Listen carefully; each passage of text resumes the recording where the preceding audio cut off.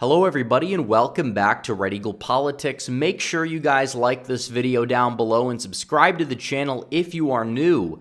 So Ron DeSantis, is he giving up? Is he coming close to dropping out? It appears like he is because he just pulled all of his campaign events off of his website. He's canceling media appearances, campaign events left and right, and it appears that the end may be near for his campaign, which has been nothing short of an objective failure, and it truly is.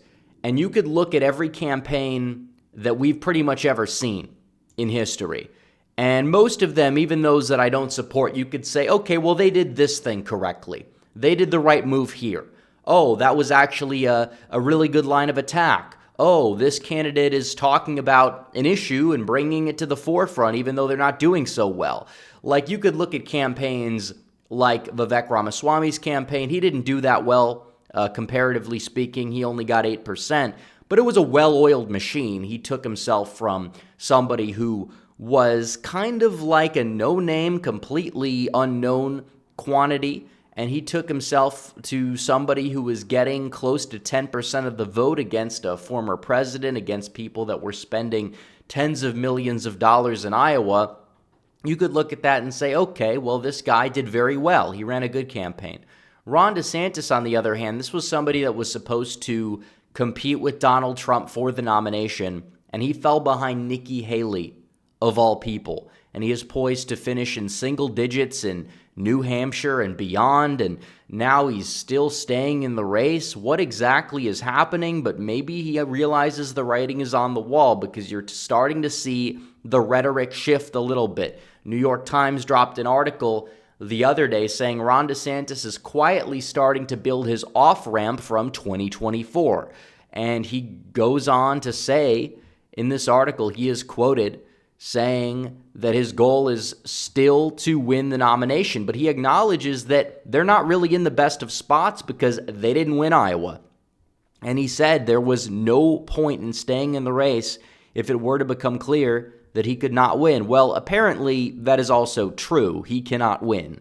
Haley will cling on to this delusional dream of, oh, we'll get a bunch of liberals to vote for her in the New Hampshire primary. But even then, she is polling behind Donald Trump by double digits in every single poll. Trump probably takes the state by 15 points, if not by even more than that, because it's very possible that the polls could be overstating the amount of liberals that would be voting in the primary, the way that they did in Iowa, where Haley was supposed to finish in second place according to polling, and she finished in third, a few points behind Ron DeSantis himself.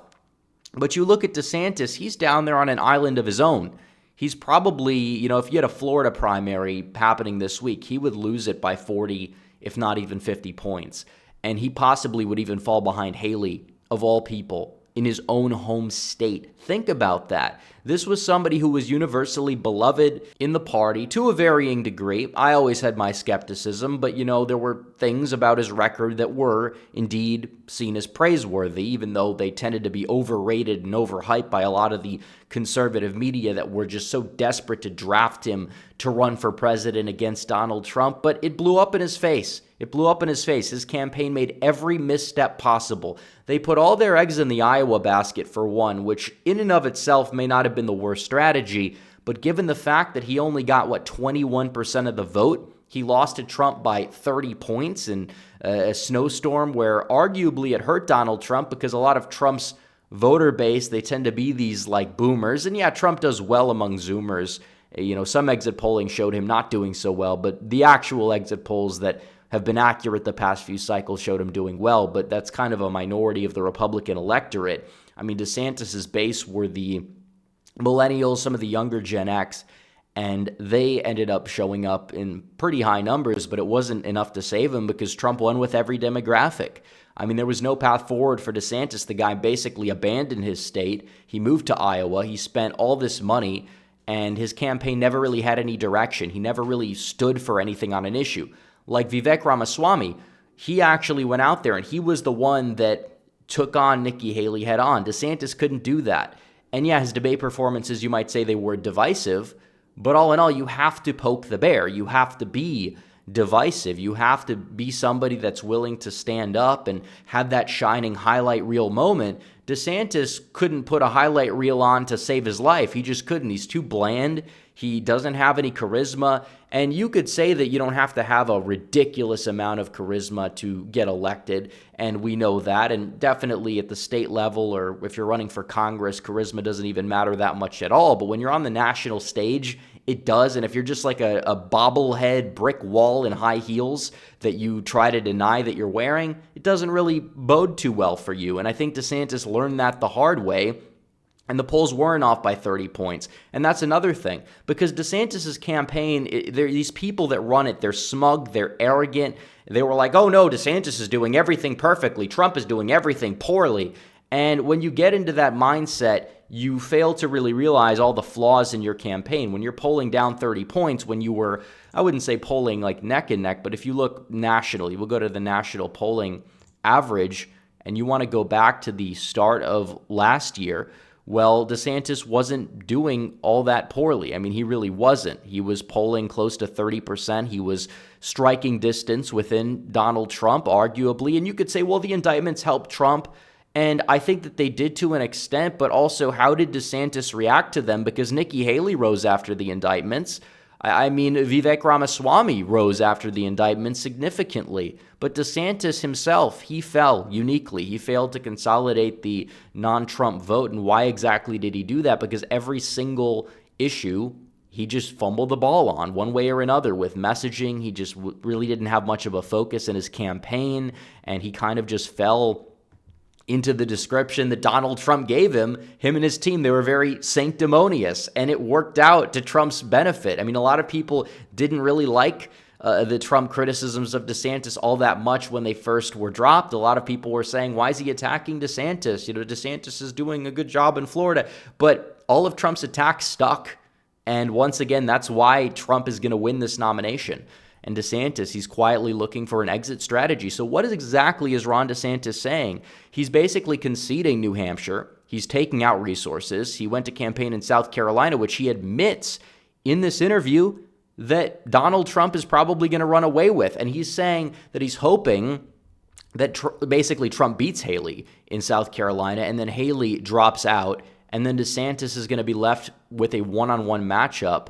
And here's the problem. It is true that people are going to jump off the Haley train, including donors, if she loses South Carolina. But why are they going to go to Ron DeSantis at that point? Why would they? DeSantis is down there. He's going to be in the mid-single digits. Donald Trump is polling in the last 3 polls in the primary. He's above 70. Momentum matters. DeSantis is going to be down there close to 0 at the rate things are going. And then Donald Trump is going to be putting out these ridiculous numbers in the later primary states. He's going to be getting 80%, arguably even 90% of the primary vote like he was in 2020 when he was running virtually uncontested as a incumbent president. So you're looking at what's happening here nationwide. DeSantis just overall does not have it. And he's delusional if he does stay in. So we'll have to see. Now, he is claiming that, he should have, gone on these corporate shows. He should have done like a little bit less of a media blackout. And it's like, of course he should have done that, but still it doesn't matter, because the more people saw of Ron DeSantis, the less they liked him.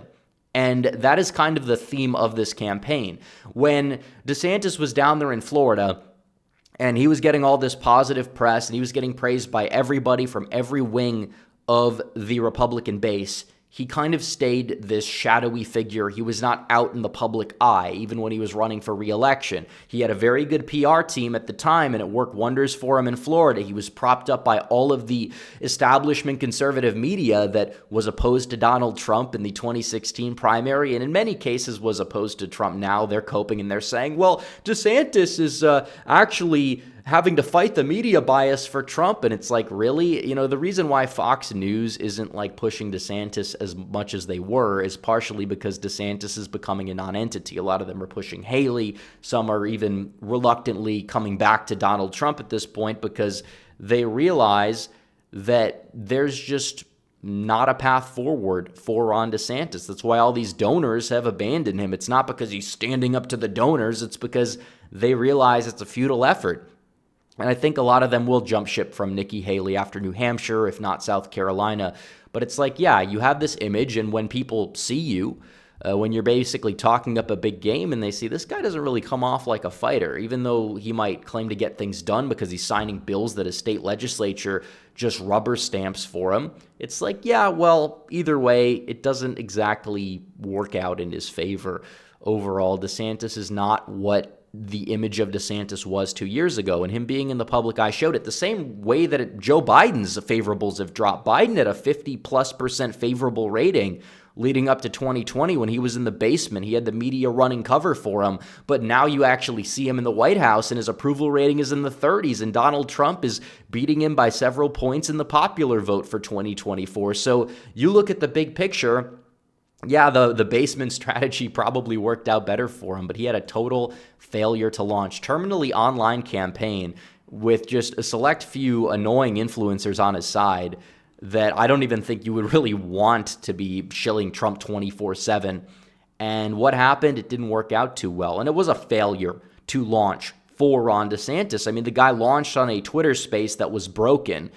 And that's not exactly something that really helped him out. And you could say, well, he's looking for something new and innovative. Well, I mean, a Twitter space, is that really the way you want to launch your campaign? If you did like a weekly Twitter space and you took like questions from people, that'd be a little bit different.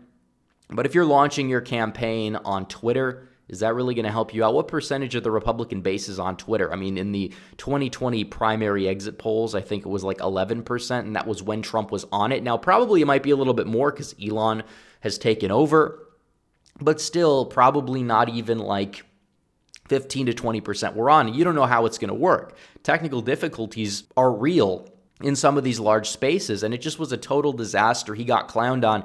He announced and lost support. He got, all of these supposed bumps that were supposed to happen. They never happened. Oh, well, remember when the endorsement of Kim Reynolds was supposed to change everything in Iowa, and that Bob DeVanderplatz guy who picks the candidate every time who loses the nomination at the end of the day? I mean, seriously? And even NBC News, they're all clowning on him, and they go on to give the reasons. They say his campaign hired staffers, but they fired them all, and they didn't really know what was going on. They had a ridiculously high turnover rate. They wasted all of their money. They spent it poorly. They they say that the culture war fight cost DeSantis some donor support, and I don't even know if that's the entire reason for why that is, but I think that it is true that he didn't really pick a lane, and it kind of just backfired because it's like, are you on the side of Trump? Are you going to want to actually eat into his support base and try to be like a Vivek Ramaswamy type character? Because he easily could have done it if he had an ounce of charisma, and he could have been that guy that would go out there, decimate Haley, but he just did not have the X factor. And as a result, he lost badly. And also, he waited too long. That's true, but I mean, to be fair, given how much he nosedived after announcing, things could have arguably been a lot worse for Ron DeSantis at that point. But he just made a bunch of campaign blunders, and as a result, Ron DeSantis is not going to win the primary, and he is on the verge of dropping out. And the last thing I will say is this is the worst campaign I've ever seen. They did nothing right. There's not a single thing you can point to and say, you know what, that was good. And he could have put his name on the list next to Reagan, Trump, Eisenhower, FDR, Nixon as people that ran, successful, competent campaigns. And instead, he's going to be on a list next to Chris Christie, 2016, Rudy Giuliani, 2008, and Jeb Bush, the former Florida governor, as the most overhyped and under-delivering presidential candidates of all time. Brutal, an absolute bust. He's nothing short of an absolute bust. And now he's never going to be president, not in 2024, not in 2028, because his reputation has virtually been shot to zero. So anyways, guys, thanks for watching this video. Like this video down below, comment down below, subscribe to the channel, hit the bell for notifications so you never miss another video. Follow me on social media. The links are all in the description down below, and I will see you guys in the next one. Red Eagle, out.